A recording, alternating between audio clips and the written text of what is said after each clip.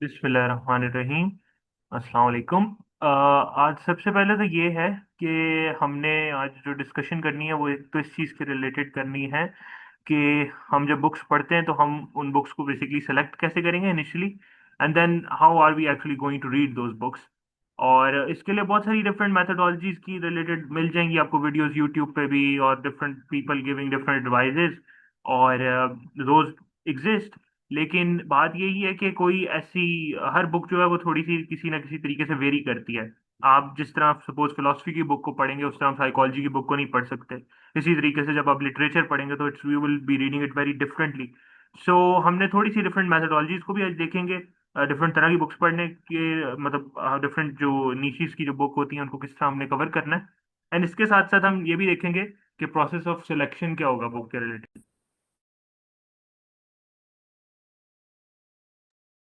तो इसमें सबसे पहले तो ये है कि हम जो सिलेक्टिंग प्रोसेस है ना उसको समझने की कोशिश करते हैं। द फर्स्ट थिंग इज कि जब भी आपने कोई बुक सेलेक्ट करनी है तो उससे पहले आपके पास एक पर्पस होना चाहिए बुक पढ़ने का। बहुत सारे जो इनिशियली रीडिंग स्टार्ट कर रहे होते हैं वो लोगों से कहते हैं कि हमें रिकमेंडेशन दे दें, कोई बुक का बता दें, they look for books but there is no purpose behind it. पहले आपको पता होना चाहिए आप किस चीज़ को तलाश कर रहे हैं, क्या चीज़ ढूंढने के लिए आप किताबें खोल रहे हैं। सपोज किसी ने म्यूजिक की थ्योरी समझनी है तो वो म्यूजिक थ्योरी के रिलेटेड किताबों को ढूंढेगा। सिमिलरली किसी ने मिस्टिसिज्म को समझना है या किसी ने हिस्ट्री को समझना है तो वो उसके रिलेटेड किताबों को ढूंढेगा। लेकिन we have to be very specific जब हम अपना पर्पस डिफाइन करें। A broader purpose of reading a book और selecting a book becomes problematic. अगर आप कहेंगे आप हिस्ट्री पे किताबें ढूंढ रहे हैं तो हजारों लाखों किताबें हिस्ट्री पे, you can not select book और डिसाइड कि ये वाली किताब के साथ मैं जाऊंगा।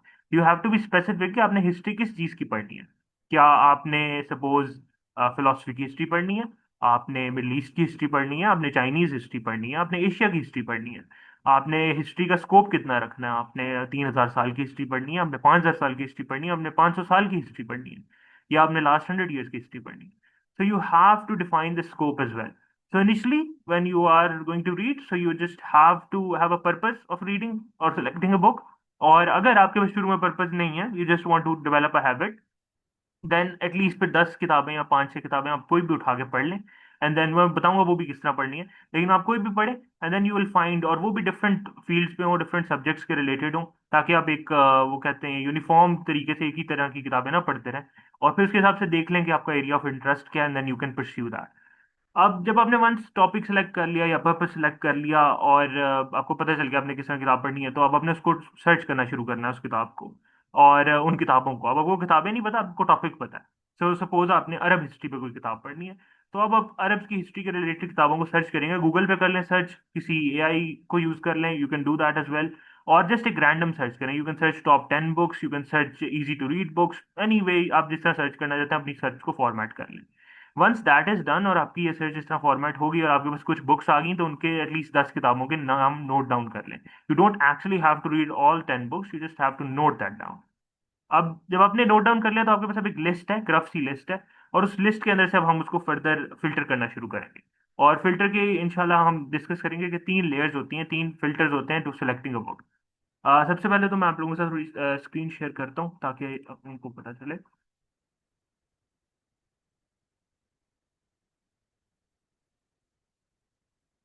मेरी स्क्रीन विजिबल है?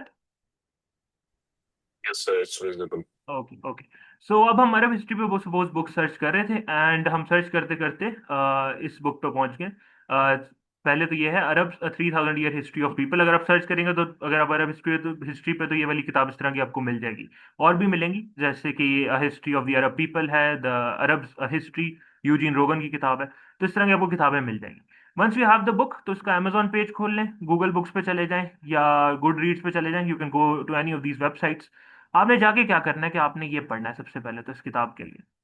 ये जो पैराग्राफ है, ये किताब के पीछे जो लिखा होता है, ये किस्म की उसकी प्रेमिस सेट कर रहा होता है कि किताब किस चीज़ के बारे में। तो आपने ये पढ़ लेनी है। जब आप ये पढ़ेंगे तो आपको बहुत सारी चीज़ें इस किताब के बारे में समझ आने लग पड़ेंगी, even before deciding to read it और नॉट, बिकॉज अभी आप इन्वेस्ट फिल्टर कर रहे हैं, आप डिसाइड करेंगे आपने किताब पढ़नी है या नहीं पढ़नी। तो सबसे पहले अगर हम ये पढ़ेंगे तो हमें यहाँ पता चल रहा है कि एक तो वैसे टाइटल को अगर हम ध्यान से पढ़ें तो उसने वैसे ही एक्सप्लेन कर दिया कि वो स्कोप क्या रख रहा है किताब का। वो 3,000 साल की हिस्ट्री बता रहा है, पीपल की, ट्राइब्स की, एम्पायर्स की। एक तो ये बात हमें पता चल जाती है। दूसरा ये है कि when we look at the this basically the paragraph जो हमारे सामने नजर आ रहा है, तो उसमें इसमें बेसिक चीजें मेंशन की हुई हैं कि जो टिम है वो begins his narrative more than 1,000 years before Muhammad sallallahu alaihi wasallam and focuses on how Arabic, both spoken and written, has functioned as a vital source of shared culture identity over the millennia. तो एक तो सबसे पहले उसने ये बता दिया कि नबी सल्लल्लाहु अलैहि वसल्लम के एडवेंट से, उनके आने से पहले 1,000 साल पुरानी हिस्ट्री भी डिस्कस हो रही है इस किताब में, और वो अरेबिक के बारे में भी पर्टिकुलरली यहाँ बात करेगा। फिर उसके बाद reveals how linguistic developments from pre Islamic poetry to growth of script, Muhammad सल्लल्लाहु अलैहि वसल्लम use of writing and the later problems of printing Arabic have helped and hindered the progress of Arab history. थोड़ा सा हमें इस बारे में भी पता चल गया। इसके साथ साथ अगर हम नीचे जाएं तो आप ये भी देखेंगे कि आपको पब्लिकेशन डेट भी पता चल जाएगी किताब की। दिस इज एसेंशियल, एंड मैं बताता हूँ आगे जाके क्यों एसेंशियल है, कि आपको पता होना चाहिए किताब कब पब्लिश हो रही है। हमें पता है कि 2019 में पब्लिश हो रही है, और अगर कोई और भी डिटेल हो यहाँ पे जरूरी तो आप जान सकते, पता कर सकते हैं, लेकिन otherwise this is the bare minimum जो आपको पता होना चाहिए। वंस दिस इज डन, हम इसके अलावा एक और किताब भी देख लेते हैं, दी अरब द हिस्ट्री। ये भी अरब हिस्ट्री के ऊपर किताब है। नाउ ऑन द गेट बाहर से तो यही लग रही है कि ये भी किताब एक पूरी अरब हिस्ट्री पे है, लेकिन हम इसका स्कोप नहीं identified because the title is not explaining that. तो अब यहाँ पे फिर हम इसको पढ़ते हैं, इसकी जो यहाँ पे डिस्क्रिप्शन लिखी हुई है। और इसमें इन्होंने सबसे पहले तो ये बात की है कि in his definitive history of modern Arab world, award winning historian Eugene रोगन draws extensively on 5 centuries of Arab sources। तो सबसे पहले इसने बता दिया कि जो स्कोप है इस किताब का वो 5 सेंचुरीज की तरफ लिमिटेड है, only 5 centuries, unlike the previous book which was 3,000 years। और इसके अलावा ये है, this landmark book covers the Arab world from North African through the Arabian peninsula, exploring every facet of modern Arab history. तो ये भी इसने बता दिया कि हम नॉर्थ अफ्रीका भी ट्रैवल करेंगे इस बुक के अंदर, हम अरेबियन पेनिनसुला को भी डिस्कस करेंगे, और हम 5 सेंचुरीज की जो हिस्ट्री है जो कि तकरीबन 1500 में शुरू हो रही होगी टिल 21st सेंचुरी, उसको हम कवर कर रहे होंगे। और हमें इसकी भी डेट, पब्लिकेशन की डेट पता चल गई, which is 2017। So this book was written before the other book. तो ये भी एक बात पता है। और इसके बाद ये है कि वंस दिस इज डन, तो आपके पास ये आपका पहला फिल्टर है। यहाँ पे बहुत सारी किताबें फॉल ऑफ कर जाएंगी अगर आपको क्लियरली पता है कि आपने किस स्कोप में पढ़ना है। अगर सपोज मैंने अरब हिस्ट्री को एक्सटेंसिवली रीड करना है तो मुझे 3,000 years वाली बुक ज्यादा प्रेफरेबली बेटर लगेगी as compare to a book जो 5 सेंचुरी को सिर्फ कवर कर रही है। तो ये ऑटोमेटिकली बुक वैसे एलिमिनेट हो जाएगी उस प्रोसेस में। इस तरह ही और भी जो किताबें आएंगी, और मजेदार बात यह है कि जब आप इसको इस तरह सर्च करेंगे सपोज अमेजोन पे, तो आपको और किताबें यहाँ नीचे नजर आ जाएंगी that are also related to the same subject. History of the Arabs, peace to end all peace, the fall of the Ottomans and the great war in Middle East. इस तरह की आपको किताबें मिल जाएंगी जो क्लियरली अरब हिस्ट्री के बारे में ही इन अ वे बात करी है, history of the middle east. और इससे भी आपके पास यू हैव फर्दर रिकमेंडेशन आ जाएगी। सबको सेम प्रोसेस से गुजारना है, ये पहला आपका फिल्टर होता है। वंस दिस इज डन और आपके पास ये इस चीज का आइडिया हो गया है, तो आप अगले काम पे जाएंगे, आप उस किताब की ले लेंगे पीडीएफ। अब पीडीएफ आपको ऑनलाइन आराम से मिल जाएगी किसी भी किताब की, आप ढूंढे, और जब अगर पीडीएफ आ गई तो पीडीएफ में सबसे पहले तो आप देख लेंगे किताब के पेजेस रफली कितने हैं। वहां पे भी नजर आ रहा था वैसे तो, लेकिन यहाँ पे लिखा हुआ है कि 770 पेजेस है। मेरी स्क्रीन विजिबल है ना आप लोगों को? Yes, sir. All is good. Okay okay. तो अब थोड़ा सा हम नीचे जाते हैं किताब के अंदर, और इसका कंटेंट पेज खोल लेते हैं। तो हमने पहला फिल्टर कर लिया कि हमने अमेजोन के पेज पे जाके या गुड रीड्स पे जाके या गूगल बुक्स पे जाके एक फिल्टर लगा के देख लिया कि किताब किस चीज़ के बारे में। वहां पे कुछ 10 किताबों में से 5 किताबें तो वैसे ही निकल जाएंगी, बिकॉज अगर स्कोप आपको क्लियर है, या आपको पर्पस क्लियर है, या आपको एरिया ऑफ इंटरेस्ट क्लियर है, तो बहुत सारी किताबें वो क्राइटेरिया नहीं मीट करेंगी। वंस आप, लेकिन आपको फिर भी अगर क्लैरिटी फर्दर चाहिए तो आप आ जाएं इस किताब के कंटेंट पेज पे। अब इस किताब के कंटेंट पेज पर आ जाए तो किताब का चैप्टर 1 जो है वो स्टार्ट हो रहा है from Cairo to Istanbul. By the way इसने यहाँ पे स्पेसिफाई नहीं किया कि किताब शुरू कहाँ से हो रही होगी, जो हम देखेंगे आगे जाके कि हमने ये कैसे पता लगाना। इवन तो वहां हमें पता है कि 5 सेंचुरीज की ही बात करेंगे। हमें पता है किताब एंड हो रही है चैप्टर 15 पे, the Arabs in the 21st century. So we know for sure कि किताब का एंडिंग पॉइंट जो है वो 21st सेंचुरी है। स्टार्टिंग पॉइंट हमें फिलहाल क्लियर नहीं है, इवन दो उसने शुरू में प्रेमिस ये लिखा था कि ये 5 सेंचुरीज को कवर करी होगी। लिटिल बिट फर्दर अगर हम जाएं तो हमें किताब का इंट्रोडक्शन मिल जाता है।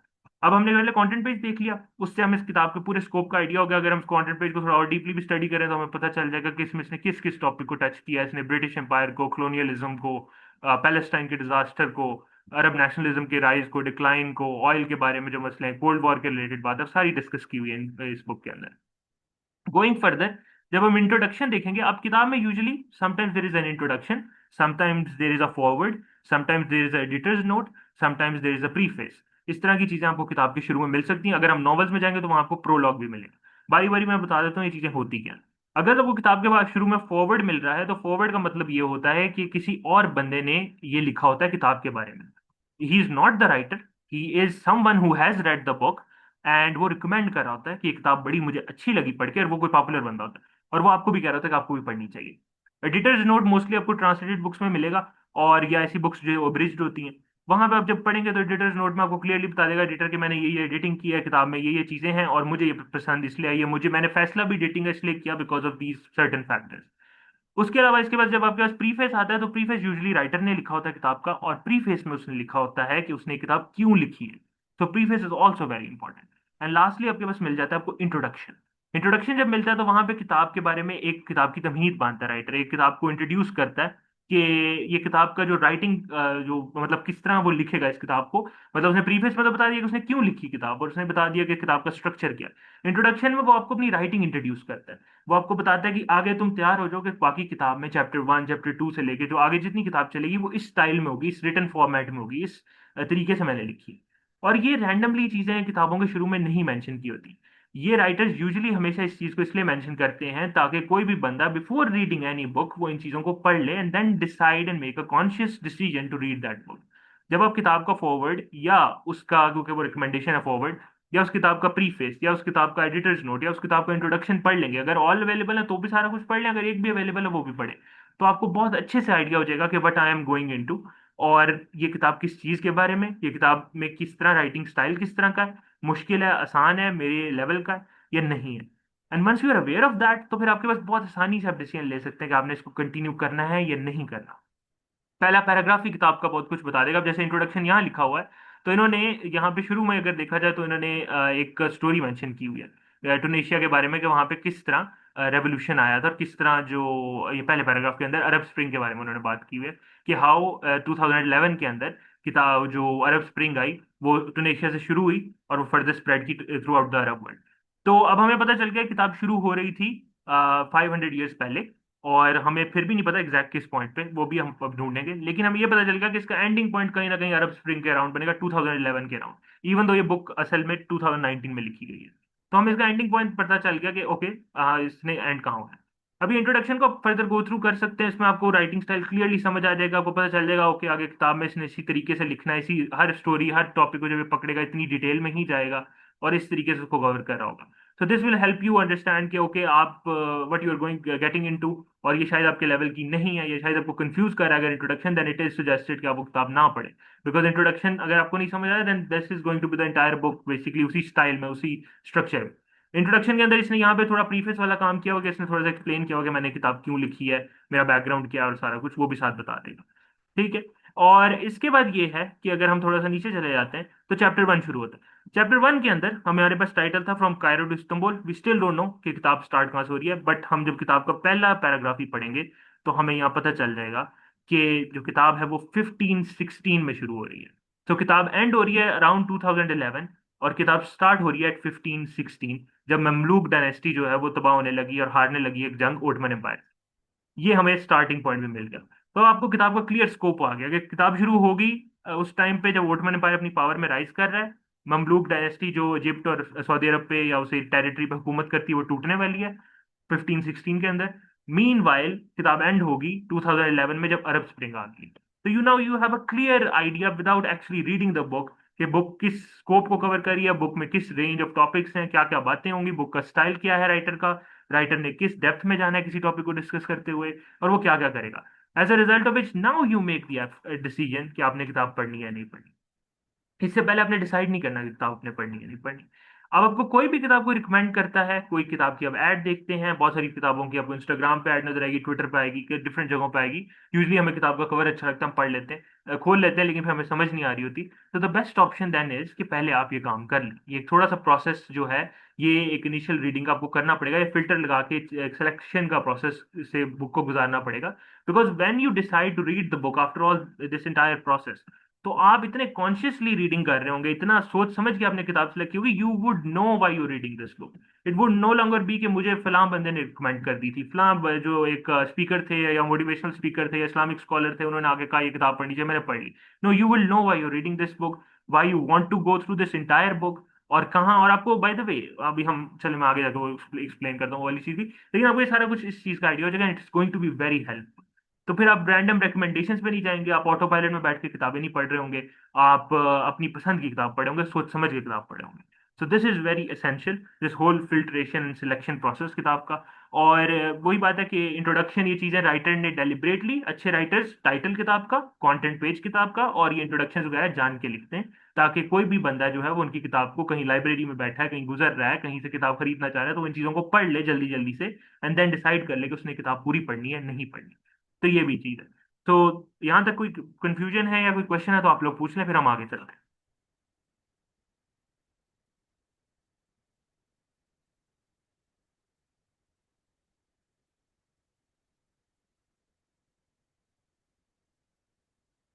हाँ, अहमद आप माइक ऑन कर ले।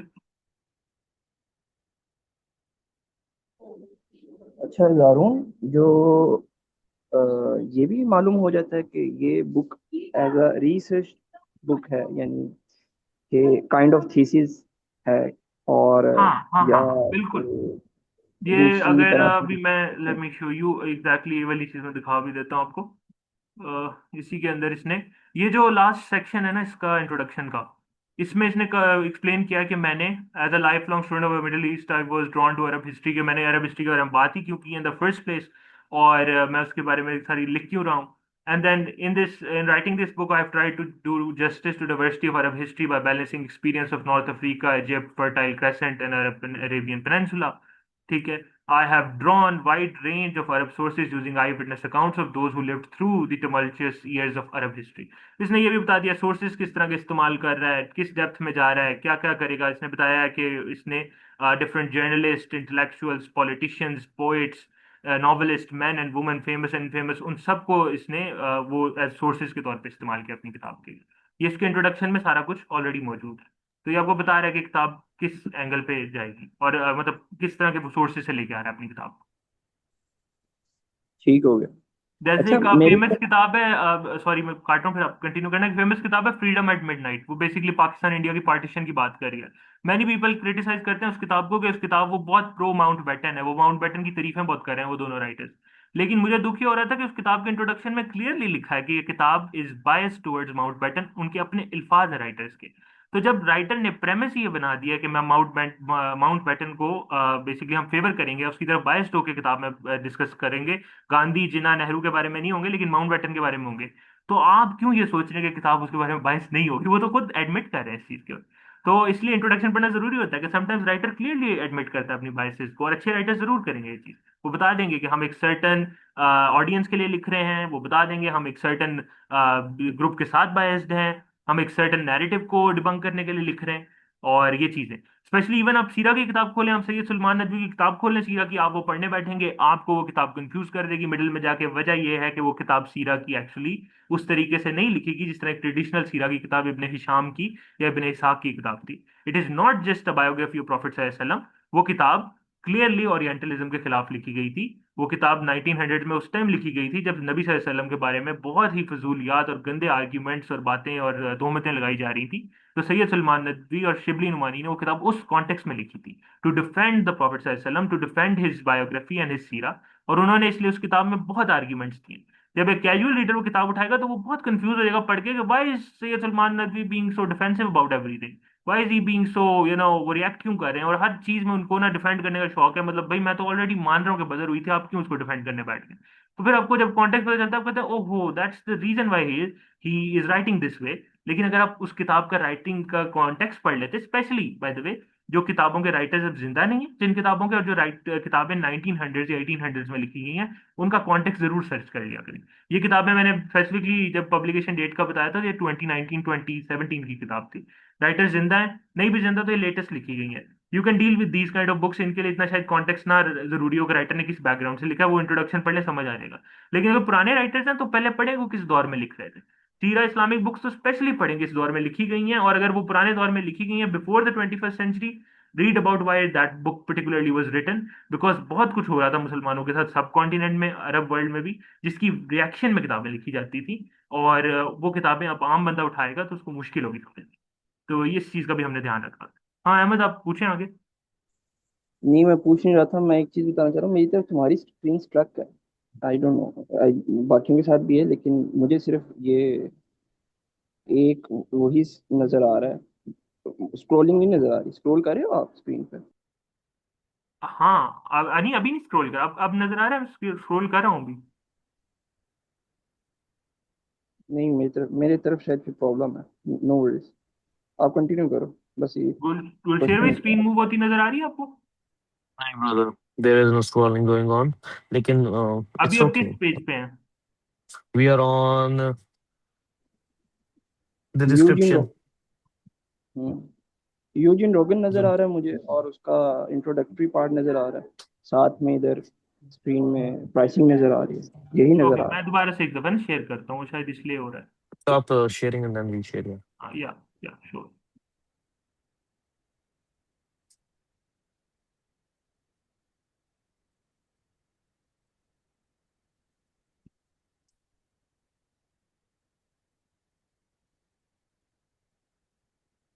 अब आप लोगों को नजर आ रही है स्क्रीन मूव होती हुई? ये अब Yes. Okay okay, perfect. ठीक है। हाँ, तो मैं जो पीछे बात कर रहा था ना, अब वो पहले शायद आप लोगों को नजर ना आया, वो मैं बेसिकली इसी कंटेंट पेज की बात कर रहा था। ठीक है, ये इसमें हमारा चैप्टर 1 था, कायरो टू इस्तांबुल, और हमारा लास्ट चैप्टर था कि Arabs in the 21st century. So this was I was talking about कि हमने कंटेंट पेज को देखना है किताब के। ठीक है, हमने इसके साथ साथ किताब का पहले हमने अमेजोन पे वो चेक करके सिलेक्ट कर लिया था। द सेकंड सेलेक्टिंग प्रोसेस या सेकंड फिल्टर जो हम लगा रहे थे वो उसका कंटेंट पेज देख रहे थे, और उससे हम स्कोप का अंदाजा लगा रहे थे कि किताब किस स्कोप में काम कर रही है। इसके बाद हमने किताब का थोड़ा सा आगे जाके उसका इंट्रोडक्शन भी देखने की कोशिश की, जहाँ पे हम सबसे पहले जब इस इंट्रोडक्शन को, ये जो मैंने पैसेज हाईलाइट किया, अब नजर आ रहा है आप लोगों को? Yep. या अब ये जो सेक्शन है ये मैंने हाईलाइट किया, तो इससे आपको क्लियरली पता चल जाता है कि किताब जो है वो अरब स्प्रिंग के बारे में इंट्रोड्यूस कर रही है उस चीज को, और 2011 के बारे में बात कर रही है।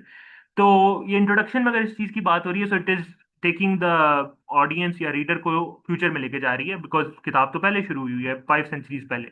और जब वो आगे लेके चली गई है फ्यूचर में, तो आपको बता रही है कि ओके, हम अरब स्प्रिंग के बारे के पॉइंट तक हम हिस्ट्री को लेके आएंगे। और बाकी अगर आप इंट्रोडक्शन पढ़ेंगे तो इससे आपको बहुत क्लियरली आइडिया होने लग पड़ेगा कि राइटर ने किस तरीके से किताब लिखनी है, या एक किताब का स्टाइल क्या हो, क्योंकि वो अरब स्प्रिंग को इसमें बहुत अच्छे तरीके से एक्सप्लेन करेगा। आपको पता चल जाएगा कि this is going to be the writing style for throughout the book. ठीक है। एंड लास्टली जो मैं अहमद को भी पार्ट दिखा रहा था, वो भी मैं आप लोगों को दिखाता हूँ। Just minute. या दिस वन, मैं कह रहा था ये जो बिल्कुल इंट्रोडक्शन के एंड पे पैसेजेस शुरू होते हैं ना लाइन के बाद, वो वाला जो सेक्शन है, वहां पे उसने बताया कि मैंने किताब क्यों लिखी है, और मैंने किताब में मतलब मेरा शौक क्या था, मेरा बैकग्राउंड क्या था, और इन राइटिंग दिस बुक उसने बारे में ये भी बताया कि किताब कहाँ कहाँ लेके जाएगी आपको, किस किस टेरिटरी के अंदर जोग्राफिकली। इसके बाद ये भी बताया कि मेरे सोर्सेज क्या हैं, और कौन से सोर्सेज इस्तेमाल करके मैं बात कर रहा हूँ इस सारे टॉपिक के बारे में। और देन वो अपना इंट्रोडक्शन एंड करता है। फिर मैंने बताया था कि जब चैप्टर 1 स्टार्ट होता है किताब का, तो आपके पास एक बड़ा जेनेरिक सा टाइटल आपको मिलता है, from Cairo to Istanbul, which does not give away कि किताब का स्टिल स्टार्टिंग पॉइंट क्या है, इवन दो 5 सेंचुरीज पहले होना चाहिए। But when you read the first paragraph, तो फर्स्ट पैराग्राफ की लास्ट लाइन ही आपको बता रही है कि द डेट वॉज अगस्त 24, 1516। ये आपको बता देती है कि किताब 1516 में शुरू हो रही है। तो आपको किताब के बिल्कुल इनिशियल जो पीसेज हैं उसके अंदर ही पता चल जाता है कि किताब का स्टार्टिंग क्या बन रही है, किधर तक लेके जाना है राइटर ने आपको, उसका स्टाइल क्या हुआ लिखने का। Once all of this is done, तो आपके पास बहुत अच्छी कॉन्शियस डिसीजन होगा। And by the way, when you don't even read these books, और आपने ये प्रोसेस को गुजार लिया किसी किताब को, तो इसकी सबसे अच्छी चीज ये होगी कि आपने किताब नहीं भी पढ़ी होगी तो you can actually recommend someone to read that book, अगर वो पढ़ना चाहे। और इसी तरीके से किसी को डिस्करेज भी कर सकते हैं कि किताब ना पढ़ो, इसमें जो तुम ढूंढ रहे हो वो नहीं है, क्योंकि आपने किताब को इंस्पेक्ट बहुत अच्छा कर लिया हो। तो इंस्पेक्शन रीडिंग भी इसको कहते हैं, बाय द वे, जो मैं आपको बता रहा हूँ, सिलेक्शन का ही प्रोसेस होता है एक किस्म का। तो आपने इंस्पेक्ट कर ली पूरी किताब, आपने देख लिया कि किताब में राइटर क्या क्या कर रहा है या किस तरफ लेके जा रहा है सारी चीज। सो दिस वाज वन थिंग। इसके अलावा भी मैं आपको एक और चीज एक्सप्लेन करता हूँ जस्ट। अभी कोई और क्वेश्चन है तो आप लोग पूछें।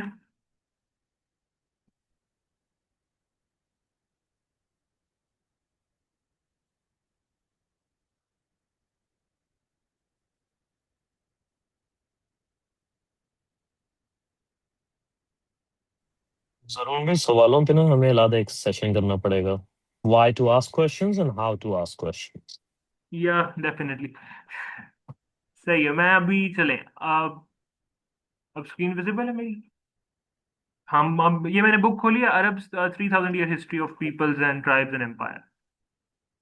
क्लियर है तो स्क्रीन। क्लियर है, या इसमें ये है कि अब हमने दूसरी, क्योंकि एक अरब बुक पर हमने देखा, अब हम दूसरी को देखते हैं जो उसी तरह की किताब थी लेकिन 3000 ईयर्स की थी। एंड हम देखते हैं कि इस किताब का क्या स्कोप होगा। तो एक तो सबसे पहली बात ये है कि किताब जो है वो शुरू हो रही है, उसकी इंट्रोडक्शन कंटेंट पेज में पता चल गया कि 900 बीसी में शुरू हुई है। और पहला चैप्टर ये वाला इस मतलब बेसिकली टॉपिक को स्टार्ट यहाँ से ले रहा है। उसके बाद उसने साइड पे सब टॉपिक्स भी दिए हुए हैं, एक्सप्लेन किया हुआ है। लास्ट चैप्टर को देख लेते हैं, तो लास्ट चैप्टर में उसने री emergence 1800 years and now. Now हमें पता चल जाएगा कि नाउ कब तक की वो बात कर रहा है, तो किताब के 2017 तक लिखी गई है, तो 2016 तक लेके आएगा अपनी स्टोरी को, या मे बी 17 तक भी लेके आ सकता है 1800 से। लेकिन यहाँ पे हम एक चीज देख रहे हैं कि अगर किसी ने किताब की डेप्थ को अंडरस्टैंड करना है, हमने स्कोप तो पहले देख लिया था, अब हम किताब की डेप्थ को भी यहाँ से अंडरस्टैंड करेंगे कि पिछली किताब जो थी उसका अगर देखा जाए, तो हम पेज देख रहे थे तो उसके अराउंड 700 पेजेस की वो किताब थी। रीडिंग के लिए जो कंटेंट था वो अराउंड 700 पेजेस था, और वो total 500 years of history cover कर रहा था। लेकिन ये जो किताब है जो 3000 ईयर्स ऑफ हिस्ट्री कवर कर रही है, इसके अराउंड 600 पेजेस की रीडिंग होगी, 80 पेजेस वो इंडेक्स और उसमें लग जाते हैं। तो जो 600 पेजेस की रीडिंग होगी, अब ये आपको बता रही है कि किताब 3000 साल कवर करी है 600 सफ़ों में, और दूसरी किताब 500 साल कवर करी है 700 सफ़ों में। दैट्स वंस अगेन ये आपको एक बात क्लियर कर देती है कि उस किताब की डेप्थ ज्यादा है, इस किताब की डेप्थ कम है। अब ऑब्वियसली कोई चाहता है कि नहीं मैंने 3000 साल की हिस्ट्री पढ़नी है तो आप इसको ही पढ़ेंगे, आप उसको नहीं पढ़ेंगे, वो तो 500 साल की कवर करी है हिस्ट्री। लेकिन आपको डेप्थ का भी अंदाजा हो गया just by looking at the page count, क्योंकि इसने कंटेंट इतना वाइड रेंज लिया, रेंज इतनी बड़ी है, स्कोप इतना बड़ा है, लेकिन उसको टाइम नहीं उतना दिया हर चैप्टर के अंदर कि वो किताब की लेंथ लंबी हो सके। और उधर हमने देखा कि उधर लेंथ इतनी लंबी थी कि सिर्फ 500 ईयर्स के लिए उसने इतना कुछ डेडिकेट कर दिया, इतने पेजेस। तो ये भी आपको इस चीज का आइडिया दे देगी। देन इसके अलावा मैं आप लोगों को और भी किताब कोई दिखाता हूँ। ये ट्रेजेडी एंड होप नजर आ रही है आप लोगों को, या आप लोग देख सकते हैं? Yes, okay. तो ट्रेजेडी एंड होप जो है, ये ऑब्वियसली इसका देखिए हमने टाइटल पढ़ा, हमें कुछ नहीं पता चला इस किताब का टाइटल पढ़ के किताब किस चीज के बारे में। A history of the world in our time, we still don't know कि किताब किस स्कोप, क्या स्कोप है, क्या डेप्थ है, क्या चीज है।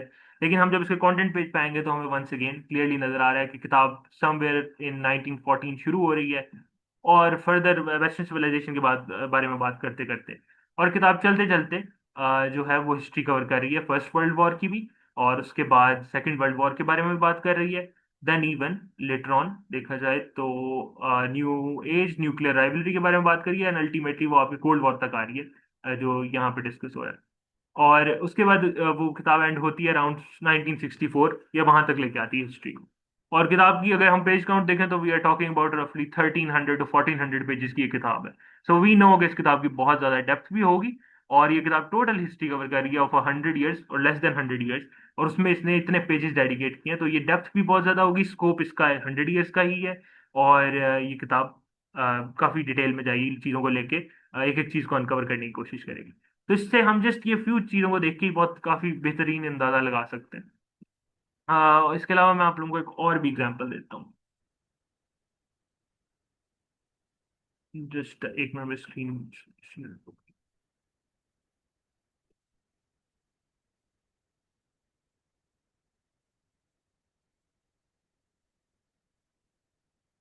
अब हमने ये किताब खोली, फिलोसफी की किताब है पीटर एडमसन की, philosophy in the Hellenistic and Roman world. ठीक है, और इसमें यह है कि इसका भी हम जरा कंटेंट पेज खोलते हैं। अब यहाँ पे यह है कि यहाँ पे वो चीज आती है जो मैं बता रहा था कि you need to identify the purpose of reading a book. अब आपने फिलोसफी की किताब खोली, अगर आपका प्लान है कि आपने हेलेनिस्टिक स्कूल्स को पढ़ना है, ठीक है, अगर सपोज मे बी नहीं आपका प्लान, आपको आपने बस फिलोसफी की हिस्ट्री पढ़नी थी और आप उसका वॉल्यूम 2 खोल के बैठ गए किताब का, तो अगर आपने उसका हिस्ट्री पढ़नी थी तो आप पहला चैप्टर ही अगर खोल लेंगे इसका, तो यह हेलेनिस्टिक स्कूल्स के बारे में। पहले चैप्टर से आपको पता चल जाएगा कि 4 हेलेनिस्टिक स्कूल्स होते हैं। अब आगे चैप्टर के नाम भी इसने मेंशन किए हुए हैं। जब अब चैप्टर के नाम है तो आपको पता चलेगा कि इसने इस चैप्टर में एक हेलेनिस्टिक स्कूल का जिक्र किया है, इन दो अगले दो चैप्टर्स के चैप्टर 3 के अंदर किसी और स्कूल का जिक्र किया, but it's not a Hellenistic school, primary जो 4 हेलेनिस्टिक स्कूल है। और चैप्टर 4 5 6 जो है वो एक और हेलेनिस्टिक स्कूल की बात कर रहा है, एपिकुरियस के। और उसके बाद जो चैप्टर 8 9 10 जो है और 11 जो है वो स्टोइक्स के बारे में बात कर रहा है, which is also Hellenistic school. And then जो चैप्टर 15 है वो स्केप्टिक्स के बारे में बात कर रहा है, जो कि वो भी हेलेनिस्टिक स्कूल है। तो ये इससे आपको पता चल गया कि कुछ चैप्टर्स जो हैं इस किताब के अंदर, क्योंकि ये किताब बाय द वे इस किताब ने बड़ा ब्रॉडर टर्म रखी है कि ये हिस्ट्री विदाउट एनी गैप्स है तो फिलोसफी की। दूसरी बात ये कि ये हेलेनिस्टिक फिलोसफी की हिस्ट्री भी बता रही है और रोमन वर्ल्ड की बता रही है। तो इस किताब ने बता दिया कि इसने हिस्ट्री की हर चीज में जाना है, हर नुक क्रैनी में जाके इसने आपको फिलोसफर्स निकाल के देने। और अगर आपको इसका अंदाजा फिर भी नहीं हो रहा तो आप इस किताब का इंट्रोडक्शन भी पढ़ लेंगे, जो कि इसने एडमसन ने 4 से 5 सफ़ों में लिखा है, तो आपको पता चल जाएगा कि एडमसन बड़ा क्लियरली बता रहा है कि हमने उन फिलोसफर्स की बात भी करनी है जो किसी किताब में मेंशन नहीं है, हम वुमेन फिलोसफर्स की भी बात करेंगे। तो दैट शोज कि इसने तो बहुत डेप्थ में लेके जाना है बात को। लेकिन आपका काम नहीं, आपने सपोज पढ़ना है सिर्फ हेलेनिस्टिक स्कूल्स के बारे में। तो what you can do is you can basically start the book from chapter 1, और चैप्टर 1 से आप किताब को स्टार्ट करके उसके बाद, जस्ट एक मिनट, हाँ, चैप्टर 1 से आप किताब को स्टार्ट करेंगे। देन आप उसके बाद चैप्टर 2 पढ़ सकते हैं, चैप्टर 3 आप स्किप कर सकते हैं, चैप्टर 4 से लेके चैप्टर 6 पढ़ सकते हैं, चैप्टर 8 9 10 पढ़ सकते हैं, स्टोइक्स के बारे में पढ़ सकते हैं, एंड देन स्केप्टिक्स के बारे में पढ़ सकते हैं। और जो बाकी रेस्ट ऑफ द चैप्टर्स हैं वो आप अगर स्किप करना चाहें कर सकते हैं, because this that was not your purpose of reading the book, आप सिर्फ हेलेनिस्टिक स्कूल्स के बारे में पढ़ने आए। तो इस हिसाब से भी आपको बहुत आसानी से आप किताब में जो पर्ल्स लेने आए, जो जेम्स लेने आए, वो आप लेके अपनी किताब को वहां जहां तक आपको जरूरी है वो पढ़ के वहां से छोड़ देंगे, और आपका काम हो जाएगा जो आप काम करने आए। तो once you have identified the right purpose, आप किताब को पूरा पढ़ने की भी समटाइम जरूरत नहीं पड़ती। आई डोंट सजेस्ट कि किताब हाफ में छोड़ दें, लेकिन बट आई डू सजेस्ट कि जब इस तरह की चीज हो तो अगर आपका जो एक क्लियर आइडेंटिफाइड पर्पस है तो उसको, उस किताब के वो सेक्शंस को पढ़ें जो जरूरी हैं, जो सेक्शन इंपॉर्टेंट नहीं उनको स्किम कर लें, may be you will find something important, तो वो भी पढ़ी जा सकती है। लेकिन उसको इस तरह नहीं कि आप पूरे पूरे चैप्टर को डिटेल गो थ्रू करें, नोट्स लें, एवरीथिंग करें, क्योंकि आपके पास वो आपका काम ही नहीं था। और इसीलिए ये होगा कि अगर आप इसको विदाउट एनी पर्पस पढ़ेंगे तो आप चौथे पांचवें चैप्टर में जाके रुक जाएंगे, एक रीडर का ब्लॉक आ जाएगा आपके पास, और आप आगे फर्दर मूव नहीं कर सकेंगे, वो किताब को बोरिंग लगने लग पड़ेगी। तो दैट इज ऑल्सो प्रॉब्लम जो आप फेस कर सकते हैं अगर आपने क्लियरली आइडेंटिफाई पर्पज नहीं किया हुआ। और इसके हिसाब से इसने किताब को बड़ा अच्छा लेयर किया हुआ है। ये एक बेसिकली मैं वही बात दिखा रहा हूँ कि राइटर्स, अच्छे राइटर्स हमेशा किताब के स्कोप, किताब की डेप्थ, किताब के कंटेंट पेज पे उसके इंट्रोडक्शन में क्लैरिफाई कर देते हैं, ताकि कोई भी रीडर विद द इंटेंशन के रीडर्स जो हैं वो before reading a book decide कर लें कि उन्होंने किताब पढ़नी भी है नहीं पढ़नी, और वो किसी रिकमेंडेशन पर रिलाई ना करें। सो अब यही रूल रहना चाहिए आप लोगों के लिए कि आप रिकमेंडेशन जरूर ले लें लोगों से, लेकिन कॉन्शियसली रीड करें, पहले डिसाइड करेंगे वो रिकमेंडेशन वर्थ रीडिंग है आपके लिए। बिकॉज जब कोई भी आपको रिकमेंड करता है तो वो अपने एक्सपीरियंस से रिकमेंड कर रहा होता है, अपने जो लाइफ में उसने चीजें फेस की हैं, देखी हैं, या जो उसको शौक है उसके हिसाब से आपको बात बता रहा होता है। That does not mean always कि वो आपके लिए भी बेहतरीन होगी, जस्ट बिकॉज वो it worked out for someone else does not mean कि वो आपके लिए भी काम करेगी। सो उसके लिए फिर आपको, जब आप ये कॉन्शियस एफर्ट करते हैं, ये थोड़ा सा एक प्रोसेस करते हैं सारा पहले, तो that will help you to understand कि ये आपके लिए है किताब या नहीं है, और ये आपकी एक्सपीरियंस के हिसाब से अलाइन करती है या नहीं करती। अब इसके बाद हम ये हमारा था सिलेक्शन का प्रोसेस, और सारा इसमें हमने डिस्कस कर लिया। इसके बाद आ जाते हैं हम रीडिंग के बारे में। अब जब किताब की हमने रीडिंग करनी है ना, तो सबसे पहले तो हम किताब को पढ़ना शुरू करेंगे। कोई भी किताब है, हमने उसकी रीडिंग स्टार्ट कर ली, और उसमें यह है कि आपने किताब को शुरू करते ही माइंड में क्लियर कर लेना, जब आपने सेलेक्ट कर लिया सारा कुछ, तो you have to now think about it in this way कि ये जो किताब है ये एक कोर्स है। ये कोर्स किसका? सपोज ये कोर्स पीटर एडमसन का, सपोज ये कोर्स यूजीन रोगन का, सपोज ये कोर्स विक्टर फ्रैंकल का। ये कोर्स है उस पर्टिकुलर राइटर का, गार्डनर थॉमसन का। और जब ये स्कोप, ये जो कोर्स है ये उसका है, तो मुझे उसने एक सफर पे लेके जाना है, मुझे उसने प्रेजेंट करना है, अपना लेक्चर्स देने हैं, और ये लेक्चर्स हैं उसके जो मैं लाइव एक बैठ के उसके सामने ले रहा हूँ। अब क्योंकि मैं ये लेक्चर्स ले रहा हूँ या मैं उसका एक कोर्स अटेंड कर रहा हूँ, तो एक कोर्स में क्या होता है, जब आप कोर्स अटेंड करते हैं आपको सवाल आते हैं, आप आर्ग्यू भी करते हैं, आप नोट भी चीजें करते हैं, और ये सारा कुछ आप एक प्रोसेस, सारा चीजों को गुजारते हैं ना, सारी चीजों से। This is the same thing you are going to do with your book. First of all you need to understand कि आप इन ऑर्डर ये कोर्स करें जो प्रिजर्व्ड इन टाइम है। सबसे मजेदार बात कि ये प्रेजेंट में नहीं है, ये पास्ट का कोर्स है, ये टाइम में प्रिजर्व हुआ हुआ एक कोर्स मिला आपको। और वो राइटर ने अपना एसेंस इस किताब में अपने अल्फाज में छोड़ के गया। क्योंकि जब आप अपने अल्फाज लिख देते हैं किसी चीज के अंदर, तो आप अपना एसेंस दे रहे होते हैं। The words are part of you, they were formulated by your thought, written by your hands, और टाइप्ड बाय योर हैंड्स। तो उसमें कहीं ना कहीं आपका अपने वजूद का हिस्सा होता है। सो किताबें एक तरीके से इंसानों को इमोर्टलाइज करती हैं। इवन तो इंसान मर जाता है, उसकी किताब जिंदा रह जाती है, और वो उसके अंदर उसका एसेंस भी होता है। इट्स लाइक उसकी एक आप उसको मूवीज में दिखाते हैं कि वो एक कंप्यूटर होता है, उसके अंदर एक बंदा अपना छोड़ के गया होता है, ब्रेन का हिस्सा और या कॉन्शियसनेस का हिस्सा, और वो उसको डिस्कवर करते हैं। तो इट्स समथिंग लाइक दैट कि जब आप किताब खोल रहे हैं तो आप उस राइटर को मिल रहे हैं, उस राइटर से बात कर रहे हैं। आप विक्टर फ्रैंकल की महफिल में जाके बैठे हुए हैं, आप इब्ने कसीर के साथ जाके बैठे हुए हैं, आप सैयद सलमान नदवी के साथ बैठे हैं, और उनसे एक कोर्स ले रहे हैं, उनसे डिस्कशन कर रहे हैं। तो सबसे पहले अपने जब इस सोच से एंटर होंगे तो बहुत ही एक्सपीरियंस आपका डिफरेंट होगा। अब इसके साथ साथ ये है कि जब इस तरह आप एंटर होंगे तो आपको आप तैयार भी होंगे कि आपने इस किताब के साथ क्या करना है। आपने इस किताब को नोट भी करना है, आपने इस किताब को के साथ सवाल भी पूछने, आपने इस किताब के अंदर चीजें हाईलाइट भी करनी है, आपने इस किताब में आर्ग्यूमेंट्स भी देने, आर्ग्यू करेंगे, जैसे हम टीचर से समटाइम्स करते हैं कि आपने क्यों ये बात की, मुझे ये समझ नहीं आ रही है, I don't agree with this idea. तो आपने वो काम भी करना। अब हो ये रहा है कि जब आपने कोई किताब शुरू की तो सबसे पहले तो कोई भी हाइलाइटर पकड़ ले, पेंसिल पकड़ ले, पेन पकड़ ले, you can do what ever you want. और मैं आगे जाके इंशाल्लाह ऑडियो बुक्स और पीडीएफ की बात भी करूंगा, लेकिन फिलहाल हम फिजिकल बुक्स की बात करें। तो आपने कोई भी किताब है, आपने उसके हाईलाइट करना शुरू करना है, any passage, any part of the book, any quotes you like, आप हाईलाइट करें। लेकिन मसला ये होता है कि जब आप हाईलाइट कर लेते हैं ना चीजें किताब के अंदर, तो थोड़े अरसे बाद जब उस किताब को आप दोबारा खोलेंगे तो you are going to have a problem कि आप उस किताब के हाईलाइटेड सेक्शंस को देखेंगे और आप कहेंगे मैंने क्यों हाईलाइट किया, मुझे नहीं पता। आप भूल जाते हैं, आप कंफ्यूज हो जाएंगे, एंड यू वोंट नो कि why the hell did you highlight that portion of the book. इसको सॉल्व करने का एक ही तरीका है कि द मोमेंट आप किसी चीज को हाईलाइट करें, आपको उसके ऊपर एक हेडिंग देनी पड़ेगी, छोटी सी हेडिंग देनी पड़ेगी। चाहे वो ये हो कि this is one of the best quotes of the book, और यू कैन राइट कि ये जो सेक्शन है ये सपोज बात कर रहा है एक पर्टिकुलर फिलोसफी के बारे में, एक पर्टिकुलर फिनोमिना के बारे में, एक पर्टिकुलर मोमेंट इन हिस्ट्री के बारे में, एक किंगडम के बारे में। आपने बस उस सेक्शन को हाईलाइट किया, you have to headline it, you have to write a headline और अ टाइटल अराउंड, उसके साइड पे लिख दें, ऊपर लिख दें। आपने बताना है कि उस किताब को उस किताब के अंदर लिख देना, एक मार्क कर देना अपना कि ये किताब में मैंने जो सेक्शन हाईलाइट किया वो इस वजह से किया कि वो इस चीज के बारे में बात करी। सो दैट अगर आप 5 साल बाद भी वो किताब खोलें तो उसके अंदर जो हाईलाइटेड सेक्शन है वो उसकी हेडिंग पढ़ के आपको पता चल जाएगा, अपनी लिखी हुई हेडिंग, वो जरूरी नहीं 2 वर्ड्स की हो, दो दो वर्ड्स की हो या एक सेंटेंस हो, वो लंबी भी हो सकती है, छोटी भी हो सकती है, डिपेंडिंग ऑन द पर्सन। लेकिन उससे आपको आइडिया हो जाए कि ये क्यों मैंने हाईलाइट सेक्शन किया था। और इससे ये भी है कि अगर कभी आप कोई प्रेजेंटेशन देने लगे हैं, आप कभी कोई पेपर लिखने लगे हैं, आप कोई रिसर्च करने लगे हैं, एनीथिंग आप करने लगे हैं, तो आपके लिए किताबों को रिविजिट करना, किताबों को दोबारा खोल के देखना बहुत आसान हो जाएगा।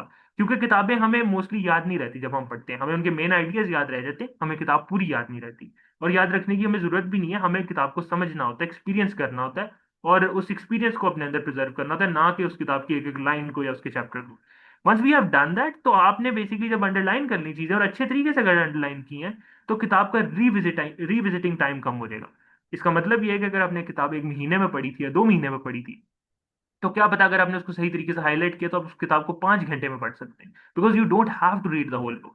Because the first time you were reading the whole book, what you did was you highlighted the important parts of the book, you highlighted the sections of the book that were relevant to you, and now what you are doing is आपने वो सिर्फ relevant sections पढ़ने हैं, and you will know exactly किताब क्या बात कर रही है। आप एक किताब जो 50 दिन ले रही थी उसको 5 घंटे में खत्म कर सकते हैं, रिविजिट कर सकते हैं, एंड देन उससे वो चीजें निकाल के अपनी जो भी रिसर्च के लिए, प्रेजेंटेशन के लिए इस्तेमाल कर सकते हैं। तो ये किताब का रिविजिटिंग टाइम रिड्यूस करती है। ये किताब किसी को आपने समझानी है, समराइज करनी है, उसमें आपको हेल्प कर देगी। ये बहुत कुछ इस हाईलाइटिंग आपका फायदा देती है।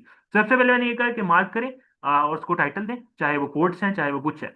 इसके साथ साथ सवाल आते जाएंगे किताब में, आप पढ़ेंगे जरूर सवाल आएंगे, right those questions on the book. जहां पे है किताब को ओन करना शुरू करें, make the book your own. और किताब ऐसे ना लगे कि आपने लाइब्रेरी से कहीं से उठा ली है, कहीं से किताब बाजार से उठाई और वो ऐसी की वैसी है। योर किताब should be marked, it should have the, मतलब वो आपकी मार्किंग होनी चाहिए, आपके सिग्नेचर होने चाहिए उस किताब पे कि आपकी आपके हाथों से गुजर के गई है किताब। तो आपने उसके ऊपर सवाल भी लिखने, कंफ्यूजन भी लिखनी है, क्वेश्चन मार्क्स भी लगाने हैं, हाईलाइट करके सेक्शन के आगे क्वेश्चन मार्क लगा दें, आई डोंट अंडरस्टैंड इट यहाँ तक लिख दें, कोई मसला नहीं, लिखें, ये काम भी करें। देन किताब में आपको कोई राइटर की बात अच्छी नहीं लगी, आर्ग्यूमेंट्स आ जाएंगे। अब ये होता है कि समटाइम हम कहते हैं हम बड़े अभी मतलब नॉवेल्स हैं, हम न्यू न्यू किताबें पढ़े, हमें नहीं पता, हम कैसे करेंगे आर्ग्यू। तो then what you can do is at least highlight the arguments जो राइटर ने दिए हुए हैं, even if you can not counter argue, just highlight those arguments. तो आपको पता हो किताब में राइटर ने 4 आर्ग्यूमेंट्स दिए हैं, आर्ग्यूमेंट 1 कौन सा है, आर्ग्यूमेंट 2 कौन सा है, एविडेंस कहाँ है, ये आपने हाईलाइट कर दिया, मार्क किया, पहले उसको अंडरलाइन किया, फिर उसके सामने इसको टाइटल करिए आर्ग्यूमेंट 1 है, आर्ग्यूमेंट 2, आर्ग्यूमेंट 3। अब क्या होगा, मे बी 5-6 किताबें पढ़ने के बाद you can open that book again and you will have the counter arguments for that book. आपके पास शायद वक्त के साथ इतने अच्छे काउंटर आर्ग्यूमेंट्स आ जाए उसी किताब को रिफ्यूट करने के, या मे बी उसके आर्ग्यूमेंट्स के साथ एग्री करने के लिए। तो फिर आप उनको इस्तेमाल कर सकते हैं, या जब आपको काउंटर आर्ग्यूमेंट्स मिले तो 5-6 किताबों के बाद आप उस किताब में वो अपने काउंटर आर्ग्यूमेंट्स भी लिख सकते हैं। तो आपको एटलीस्ट मार्किंग से फायदा ही होगा, आपको पता होगा उसने कौन सा आर्ग्यूमेंट्स पे बात की, वो अपना प्रेमिस क्या था उसका, वो एविडेंस कहाँ से दे रहा था, कौन सी एविडेंस प्रेजेंट किया, कौन सा किससे आप एग्री करते हैं, किससे नहीं करते। और अगर आप अभी शुरू में ये नहीं भी कर सकते तो you can just highlight this stuff, और वो भी आपके लिए बड़ा हेल्पफुल हो जाएगा। तो अब ये वाला जब आपने काम कर लिया है, आपने ये चीजें कर ली, और इसके साथ साथ अपना पर्सपेक्टिव भी लिख सकते हैं। किताब में आपको आ रहा है कि राइटर की बात करें, जैसे हम व्हाट्सएप में डिस्कशन कर रहे हैं, बात करें मीटिंग में, हम कहते हैं मेरा पर्सपेक्टिव है, मुझे ये लगता है, मुझे ये महसूस हो रहा है। किताब में क्यों नहीं लिख रहे हम ये चीज? किताब के अंदर ये लिखें। जब आप पढ़ रहे हैं किताब सीरत की और आपको लग रहा है राइटर ने सही बदर गजवा बदर सही तरीके से एक्सप्लेन नहीं की, जस्ट राइट अबाउट इट, कि मुझे लग रहा है कि सही नहीं एक्सप्लेन करे, I I don't feel right about it, या मुझे लग रहा है कि इन्होंने एक चीज मिस कर दी है, या maybe I still have a perspective कि जंग इस तरह शुरू हुई होगी। जस्ट राइट ऑन इट, ताकि वो आपका रिकॉर्ड बन जाए, and when you can open that book again in some years या maybe after some months, तो आपको वहां पे वो आपका मार्क हुआ चीज मिल जाएगी, और मे बी आपके पास एविडेंस आ जाएगा या नहीं आएगा। तो ये भी एक बड़ी हेल्पफुल चीज रहती है। और इसके बाद ये आपका बेसिकली सारा रीडिंग का प्रोसेस ये है। सो रीडिंग आप आराम से करेंगे, बैठ के करेंगे। हाँ, अगर आप बहुत इनिशियली रीडिंग कर रहे हैं, स्टार्ट करें, और आपने आपकी वोकेबलरी इतनी अच्छी नहीं है, तो आपने एक काम करना है, कोई एक मुश्किल सी किताब उठा लें। जैसे कि कुछ नाम बता देता हूँ, मार्टिन लिंक्स की सीरा की किताब है, आप वो उठा सकते हैं। आप कोई नॉवल उठा सकते हैं, लॉर्ड ऑफ द रिंग जैसा। आप कोई, इसके अलावा there are other books non fiction भी हमें मिल जाएंगी जो पुराने जमाने की, जैसे कोई प्लेटो की आप रिपब्लिक उठा लें। कोई ऐसी किताब उठा लें जो मुश्किल है। उस किताब को उठा के आपने उस किताब के साथ एक एहसान करना है, कि आपने उस किताब में हर मुश्किल वर्ड को अंडरलाइन करते जाना। ये एक किताब के साथ बाय द वे करने का टोटका एक हर किताब के साथ नहीं करना पड़ेगा। You have to just take one book, one very difficult book, highlight the difficult words in that book, और once you have highlighted those words तो उनका मीनिंग ढूंढ लें। ठीक है, जैसे आपको मार्टिन लिंक्स की बुक में हर डायलॉग में दो, हैस्ट, दाई, नॉट्स, वो टीएच वाले वर्ड्स आपको बहुत मिलेंगे, जो शेक्सपियरियन इंग्लिश जिसको हम कहते हैं, और वो आज हम इस्तेमाल भी नहीं करते, तो उसका समझना भी मुश्किल होगा आप लोगों के लिए। लेकिन जब आपने एक दफा कुछ, बाय द वे आप उसी किताब में एक्सपीरियंस ये कर लेंगे कि आप अगर 5-6 चैप्टर्स की अंदर ये उसके वर्ड्स हाईलाइट करते जाएंगे और उनका मीनिंग आपको पता होगा, you can write them down in the book और just on a sticky note. तो 5-6 चैप्टर के बाद ना, जब दो लिखा आएगा, तो आप ऑटोमेटिकली इसको ट्रांसलेट कर रहे होंगे। अगर नहीं कर रहे तो खुद करने की कोशिश करें, कॉन्शियस एफर्ट करें, कि किताब पढ़ते हुए दो को यू ट्रांसलेट कर लें, बिकॉज दो का मतलब THOU का मतलब यू होता है, एंड दाई का मतलब योर होता है। तो आप इस तरह ना ट्रांसलेट करना शुरू कर दें automatically, so that you can read a book that is written in old English, but you can understand it in your own modern language style, और आपको समझ आ जाएगी, क्योंकि आपके पास अब वो वोकेबलरी आ गई है, वो समझ आ गई है। आपने जब एक किताब के साथ ये कर लिया, तो अगली दफा अगली किताब के साथ आपको ये वर्ड्स नहीं ढूंढने पड़ेंगे, because you will be so adapted to reading a book, जहां पे आप कॉन्टेक्स्ट के हिसाब से चीजें पता लगा लेते हैं, कि आपको वोकेबलरी की जरूरत नहीं पड़ेगी। क्योंकि हमेशा किताबें आएंगी, 5-6 साल बाद पढ़ने के बाद भी ऐसी किताबें आएंगी, 10 साल बाद भी ऐसी आएंगी, जिसमें कोई ऐसा वर्ड आएगा जो आपको नहीं पता होगा। उसका सोल्यूशन ये नहीं होता कि हम हर दफा खोल के वर्ड ढूंढने लग पड़े। Sometimes you can do that if you are very interested in finding the word, और उसका रूट वर्ड या लिंग्विस्टिक्स के बारे में कोई शौक है। लेकिन अगर नहीं है, तो अपने आप को इतना माहिर कर लें इस चीज में कि आप उस कॉन्टेक्स्ट से पता लगा लें कि राइटर क्या वर्ड का मतलब क्या हो सकता है। And most of the time आप 90% चांस है कि आप ठीक पहुंचे होंगे, अगर आपको आदत होगी। But it all happens because you were able to work hard on a single book, जो आपने इनिशियली बड़ी मुश्किल से किताब उठा ली थी। तो एक ये भी चीज है। और इसके बाद ये है कि once this is all done, अभी कोई सवाल है तो आप लोग पूछ लें, फिर हम अगली चीजों पे चलते हैं। फिर मैं आपको PDF, ई बुक्स और ऑडियो बुक्स के बारे में भी बताता हूँ।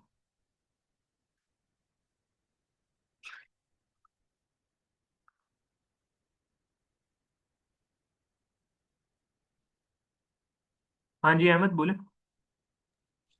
अच्छा जारून, मुझे यहाँ एक प्रॉब्लम फेस होती है।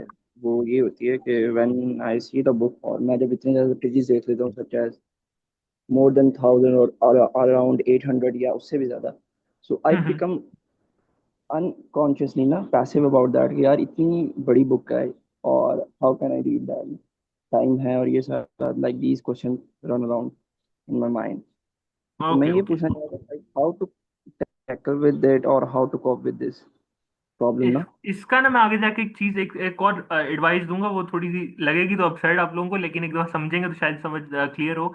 वो शायद आपका जवाब दे दे इसी चीज में। अगर नहीं होता तो ना आप मुझसे दोबारा सवाल पूछ लो। ठीक हो गया। अब ये है कि जब आप PDFs के साथ डील कर रहे हैं, ई बुक्स हैं या आपके पास ऑडियो बुक्स हैं, तो वहां पे ये है कि आप हाईलाइट नहीं कर सकेंगे, आप मार्क नहीं कर सकेंगे चीजें। तो फिर वहां पे आपके लिए, अगर आपकी मजबूरी है कि आपने ऑडियो बुक्स पढ़नी सुननी है, या आपने ई बुक्स पढ़नी है या PDFs पढ़नी है, then what you can do is कि आदत डाल लें कि रोज आपने एक पेज लिखना है। और बेसिकली जब आपने किताब पढ़ी तो एक सफ़ा आपने लिखना ही लिखना है उस किताब के बारे में, चाहे उसके सफ़े पे आप कोट्स लिखें, उस सफ़े पे अपनी कंफ्यूजन्स लिखें, उस सफ़े पे मुश्किल वर्ड्स लिखें, उनके मीनिंग लिख लें, उस सफ़े पे आप क्वेश्चंस लिख लें, अपने आर्ग्यूमेंट्स लिख लें, पेज नंबर के साथ लिख लें किस पेज पे उसने कौन सा आर्ग्यूमेंट दिया है, यू कैन डू दैट। लेकिन एक पेज लिखने की आदत डाल लें, एक सिंगल रजिस्टर का पेज होता है, उठा वो उसको लें, लिखें। बिकॉज हम यूजली, बाय द वे, ये बहुत इशू आता है कि जब हम पीडीएफ पढ़ते हैं या ई बुक्स पढ़ते हैं या ऑडियो बुक सुनते हैं तो हमें सुनते हुए तो समझ आ जाती है वो क्या कर रहा है, हमें कॉम्प्रिहेंशन तब तो होता है, लेकिन थोड़े अर्से बाद हम बिल्कुल भूल जाते हैं उस किताब में क्या बात हुई, we are blank about it. तो उसका मसला ये है कि आपने, क्योंकि वो एक पासिंग चीज थी, वो हम कॉम्प्रीहेंड तो कर ली इंस्टेंटली, लेकिन eventually that thing passed on, वो आपकी वो शॉर्ट टर्म मेमोरी से आगे गई नहीं। तो उसको थोड़ा सा लॉन्ग टर्म मेमोरी में डालने के लिए, उसको थोड़ा सा प्रिजर्व करने के लिए उस डाटा को, you have to write about it. तो एक सिंगल शीट पे आदत डालनी है, if you are going to read a PDF, you are going to read audio book, तो आपने बेसिकली वही काम करना है जो आप उसकी किताब के अंदर करते थे, लेकिन इस दफा उस शीट के ऊपर करना है। और वही हाईलाइट चीजें करनी है, वही चीजें जो मैंने बताई है लिखनी है, आप वो लिख सकते हैं, और भी चीजें ऐड कर सकते हैं, मे बी मुझसे कुछ मिस हो गई हूँ, लेकिन आप ये करें, that will be very helpful. इसके अलावा ये है कि अगर फिजिकल किताबें, तो उसमें ये मेंशन कर देता हूँ, स्टिकी नोट्स यूज कर सकते हैं आप पॉइंटर्स, स्टिकी पॉइंटर्स यूज कर सकते हैं। जहाँ पे आपने कोई बहुत हाईलाइटेड सेक्शन है आपका, जिसको हाईलाइट किया, उसको टाइटल दे दिया, तो उसके ऊपर एक स्टिकी नोट या एक वो स्टिकी पॉइंटर लगा दें, ताकि आपको पता हो कि इधर ना ये चीज़ इंपॉर्टेंट थी इसलिए आपने इसको किया है। ताकि आप when you are opening the book, तो वही बात है, प्रेजेंटेशन के लिए या रिसर्च के लिए आपने कोई निकालनी सेक्शन, तो आपके लिए और ज़्यादा आसान हो जाएगा। रादर एक एक करके आप रोल लें पेजों को, आपको पता होगा कि भैया हाईलाइटेड सेक्शन है, इतने स्टिकी नोट्स लगे, मुझे पता है एग्जैक्टली किधर क्या बात हो रही है। तो यू कैन डू दैट। और ये भी है कि अगर किताब में कोई बहुत कॉम्प्लेक्स आइडिया मिल रहा है जो आपको बड़ी मुश्किल से समझ आ रहा है या समझ आने में मुश्किल हो रही है, stop right there and read it multiple times, और उसके बाद अपने लफ्जों में वो चीज लिखें, किसी पेज पे लिखें। अगर आपके पास फिजिकल किताब है तो फिजिकल किताब के चैप्टर के एंड पे लिखें, उस चैप्टर के ऊपर जो जगह वहां मिलती है किताब के वहां लिख लें, कुछ स्टिकी नोट लगा के लिख लें। You have to write that thing in your own words. इंशाल्लाह जब आप लिखेंगे आपको वो चीज कभी नहीं भूलेगी, और इंशाल्लाह आपको क्लियर भी होगी। कॉम्प्लेक्स से कॉम्प्लेक्स आइडिया जो आपको लग रहा है कि बहुत मुश्किल से समझ आया है, उसको सबसे आसान तरीका ये होता है कि अपने अल्फाज में समझ के, what ever you understand and how ever you understand it, उसको लिखें अपने हिसाब से। एंड देन आज तो आपके पास ये फैसिलिटी है कि आप उसको एआई से कंफर्म कर सकते हैं कि ओके, मुझे सपोज स्केप्टिक्स की फिलॉसफी ये समझ आई है, was I right about it. जो आपको समझ आई है वो जब आपने अपने अल्फाज में लिख ली, तो यू कैन एक्चुअली चेक कि आपने सही पहुंचे या नहीं पहुंचे, और कुछ मिस कर दिया then you can add that. तो इससे आपको ये होगा कि आपने जब अब वो चीजें लिखी होंगी तो आपके लिए और फर्दर आसानी हो जाएगी, क्योंकि आपने अपने अल्फाज से लिखी होगी। तो इसमें ये चीज़ है। और इसके अलावा ये है कि ये पीडीएफ ई बुक्स का मैंने क्लियर कर दिया है। और लिटरेचर के बारे में भी थोड़ी सी बात कर लेते हैं। जब आप लिटरेचर पढ़ेंगे, किसी तरह का भी कोई नॉवेल्स खोलेंगे, लिटरेचर जरूर पढ़ना चाहिए। साथ साथ ये नहीं होना चाहिए हमें कंसंट्रेट इस चीज़ पे सिर्फ करना चाहिए कि हम सिर्फ वो ही पढ़ते रहें जो हमारी नॉन फिक्शन है और ये वाली किताबें। लिटरेचर की रीडिंग भी करें। और लिटरेचर की रीडिंग करने के लिए एक तो ये है कि क्योंकि जब आप लिटरेचर खोलते हैं तो उसमें बहुत ज़्यादा ऐसी इमेजिनेटिव और क्रिएटिव आइडियाज़ को एक्सप्लोर किया होता है राइटर ने, कि वो आपकी इमेजिनेशन को भी फ्लो करने का मौका देती है। तो वरना हमने अपनी इमेजिनेशन को एक किस्म का बंद किया होता है कूजों में, डब्बों में, और दबाया होता है, which is very ironic since it's imagination. लेकिन इसका इलाज यही होता है कि आप अपनी लिटरेचर को पढ़ेंगे तो आपकी इमेजिनेशन फ्लो करेगी, आपके पास आइडियाज़ बेहतर आएंगे, आपको चीज़ों को एक्सप्रेस करना या उनको इमेजिन करने में आसानी होगी। एंड इवन ऐसे आइडियाज जो मेटाफिजिकल होते हैं, जो आपको समझने में या सोचने में मुश्किल हो रही होती है, वो भी आसान हो जाएगा समझना when you are reading literature. लेकिन लिटरेचर को हमेशा अपनी कंफर्ट रीडिंग बनाएं, मुश्किल रीडिंग ना बनाएं। मतलब लिटरेचर को हमेशा एक तो स्केड्यूल के एंड पे रखें जब भी रीडिंग करनी है, ताकि ये ना हो कि आप उसको मतलब वो कर दें, टफ बना दें अपने लिए। लिटरेचर की रीडिंग वही है कि जहाँ पे आपको आर्ग्यूमेंट्स नहीं होते ज़्यादातर लिटरेचर की बुक्स में, ना आपको वहाँ पे ऐसी चीज़ें मिलेंगी कि आपको ये सारा कुछ फॉरवर्ड, और वो वहाँ प्रोलॉग ही मिलेगा किताब का, जो किताब के होने से पहले वाक़यात का बारे में डिस्कशन कर रहा होगा। तो उसको आप पढ़ सकते हैं, प्रोलॉग को पढ़ सकते हैं, थोड़ी सेंस ले सकते हैं। नॉर्मली अगर आपने किताब सोच समझ के सिलेक्ट की है तो आपको पहले पेज से, पहला चैप्टर से, पहला पैराग्राफ से आइडिया हो जाता है कि किताब किस तरह की है। क्योंकि राइटर का काम होता है, एंड एवरी जो लिटरेचर का राइटर होता है उसके लिए बड़ा जरूरी है कि वो आपको हुक करे, अपने पहले पैराग्राफ में ही हुक कर ले। तो वो आपको कर ले अगर हुक, तो वो कामयाब होगा। और अगर वो नहीं हुक कर सका तो मे भी आप पूरे चैप्टर पढ़ के देख लें, यू विल फाइंड आउट कि आपकी टाइप की बुक है या नहीं है। लेकिन इसको पढ़ें, उसको अपना कंफर्ट रीडिंग बनाएं। और हाँ, इसको डिस्ट्रैक्शन भी बन सकती है रीडिंग समटाइम्स, बिकॉज इतनी कंफर्टेबल हो जाती है रीडिंग, आपको हाईलाइट नहीं करना पड़ेगा, तो बंदा ज़्यादा फोकस करने लग पड़ता है लिटरेचर पे। So we can avoid that a little bit. तो ये इसके बारे में हमें थोड़ा कॉन्शियस रहना है। बेसिकली आज का जो रीडिंग के बारे में जितनी हम बातें करें वहाँ हम कॉन्शियसनेस के बारे में भी बात करें साथ साथ कि हमें कितना कॉन्शियसली चलना पड़ेगा चीज़ों को लेके। और अगर हम रीडिंग में डिसिप्लिन दिखा सकेंगे तो इंशाल्लाह अपनी बाकी लाइफ में तो आसान हो जाएगा फिर दिखाना। तो it is also a training manual for regular life कि हम डिसिप्लिन पैदा कर सकें। अब जो मैं बताने लगा हूँ वो अहमद की इस सवाल को भी होपफुली एड्रेस कर देगी और एक डिफरेंट बिल्कुल एडवाइस होगी। लेकिन बात यह है कि I suggest to every one who is reading a book कि don't read a single book at one time. You have to read multiple books. अब ये एडवाइस जो है absurd लगती है बिकॉज एक बंदा है वो मुश्किल से एक किताब पढ़ रहा है। उसको मैं कह रहा हूँ कि तुम तीन कम से कम तीन किताबें पढ़ो। और अगर ज्यादा पढ़ने तो छह सात भी पढ़ सकते हो एक दिन के अंदर। And that person is saying मेरे से एक नहीं पढ़ी जा रही तो मुझे तीन चार का कह रहे हो। लेकिन I will explain how this is going to work. बात यह है कि specially this advice works for Gen Z के लिए भी और जो नई जनरेशन है उनके लिए तो बहुत अच्छी काम कर जाती है। इशू क्या आता है कि समटाइम्स आप कुछ ऐसी किताबें खोलेंगे जिनके मल्टीपल वॉल्यूम्स होंगे।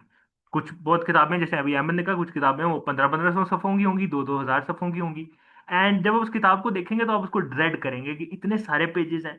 मैं तो 2 3 महीने ये तो किताब मेरे पास से जा नहीं रही मे भी 6 महीने ले लें मे भी साल ले ले एंड बेसिकली मैं एक साल एक ही किताब पढ़ रहा हूँ या एक ही किताब की जल्दें कवर कर रहा हूँ तो that is going to be very difficult for you.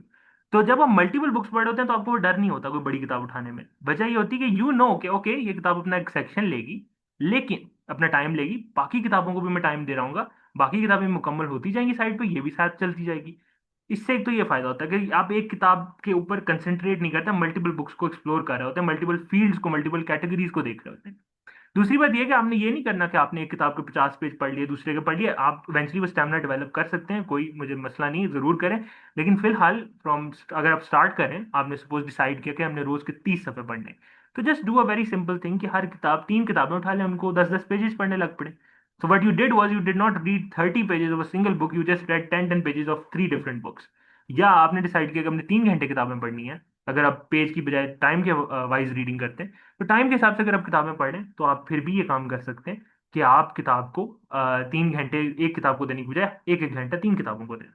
तो इससे ये है कि आपकी रीडिंग जो है वो मल्टीपल बुक्स की एट वन टाइम हो रही होगी।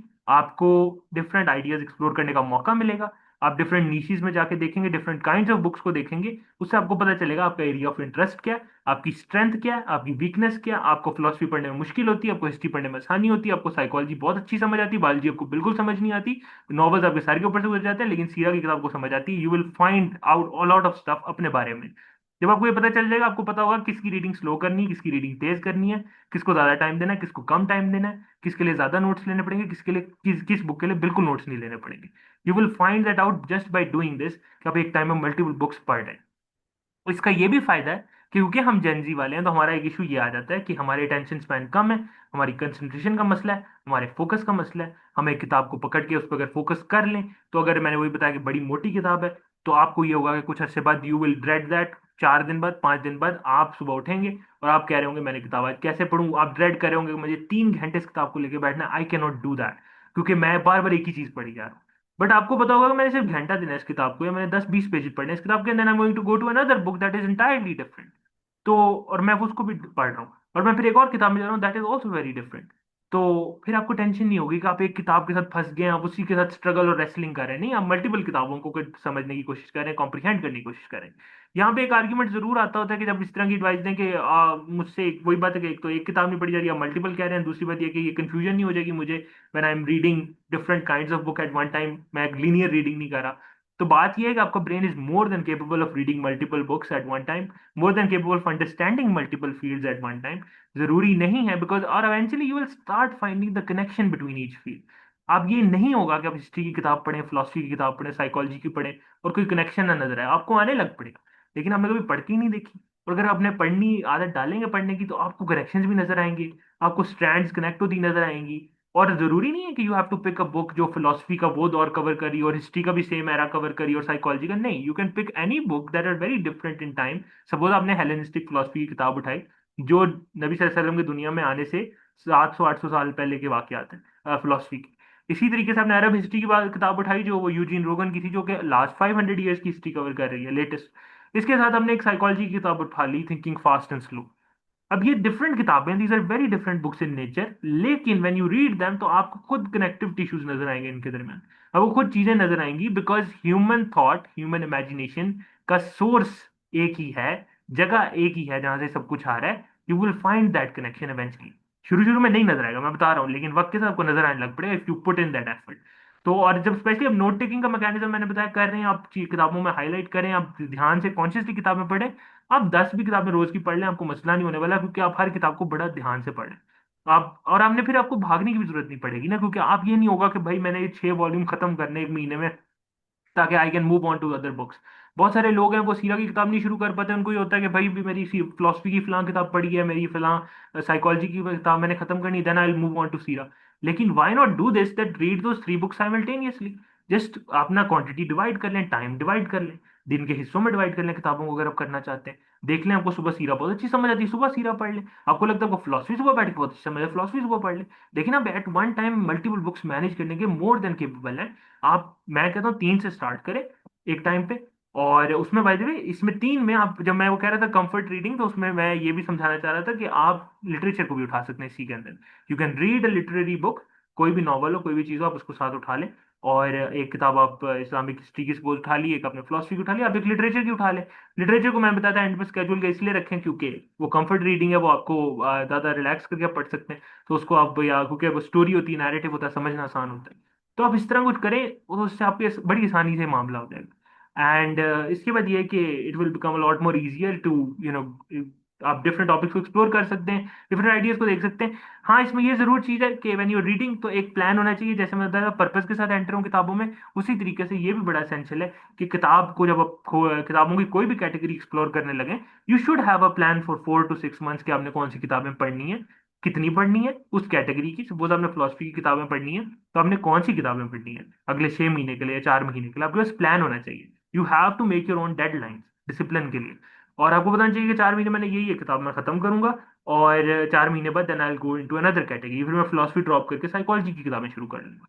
आपके पास ये होना चाहिए। आप डिफरेंट हिस्ट्री के जो चैप्टर्स हैं उनको डिस्कवर कर सकते हैं। मे बी आप पाक स्टडी से स्टार्ट ले लें, देन आप मिडिल ईस्ट पे चले जाएं, फिर आप चाइना में चले जाएं, ये आप एक्सप्लोर कर सकते हैं। अगर आप एक टाइम पे एक किताब पढ़ेंगे, you don't have the time और द एनर्जी कि आप उस किताबों को खत्म करें। आप specially when you are dealing with big books, जो कि बहुत आएंगी आगे जाके, जब आप थोड़ा सा पढ़ना सही तरह शुरू करेंगे तो मोटी किताबें आ जाएंगी, that are going to take a month, maybe they are going to take 2 months और 3 मंथ्स 4 मंथ्स।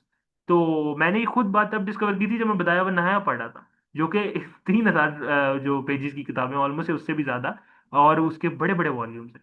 तो that was the point where I discovered कि ओके, मल्टीपल बुक्स पढ़ना जरूरी है, वरना मैं तो, मेरा तो पूरा साल बुक हो जाएगा एक किताब के साथ, और मैं तो आगे मूव ही नहीं कर सकता। तो ये टेक्निक भी एक बड़ी एसेंशियल है, और ये ओवरऑल आपकी रीडिंग एक्सपीरियंस को बहुत बेहतर करेगी और बड़ा फायदा देगी। सो जस्ट ये सारी मैंने आप लोगों को सजेशंस दिए। अब कोई सवाल है तो आप लोग पूछ लें। और अहमद, आप भी बता देंगे आपका सवाल एड्रेस हुआ है या नहीं।